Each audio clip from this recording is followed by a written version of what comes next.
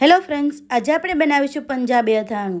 તો પંજાબી અથાણું બનાવવા માટે સૌપ્રથમ 2 કાચી કેરી, 4 નંગ ગાજર અને 10થી 15 મરચાં લેવાના છે. પછી આપણે દાળ વઘારવાની કળશી હોય તેમાં આપણે તેલ ગરમ કરવા મૂકશું અને રાઈ નાખી અને રાઈ ફૂટે એટલે આપણું તેલ ગરમ થઈ ગયું છે. પછી આપણે ગેસની ફ્લેમ બંધ કરી અને તેલને આપણે ઠંડુ થવા દેવાનું છે. પછી આપણે કેરી, ગાજર અને મરચાંને કાપી નાખીશું. એક મરચાંના આ રીતે 3 કટકા થાય એ રીતે બધા મરચાંને આપણે કાપી નાખવાના છે. અને પછી આપણે ગાજરને છાલ કાઢી અને આ રીતે લાંબી ચીરું કરી અને બધા ગાજરને પણ કાપી નાખશું. પછી આપણે કેરીના આ રીતે લાંબી લાંબી ચીરું કરી અને કાપી નાખવાની છે. અને ઉપરથી આપણે જે એસકેનો અથાણા સંભારનો મસાલો આવે છે તે નાખવાનો છે.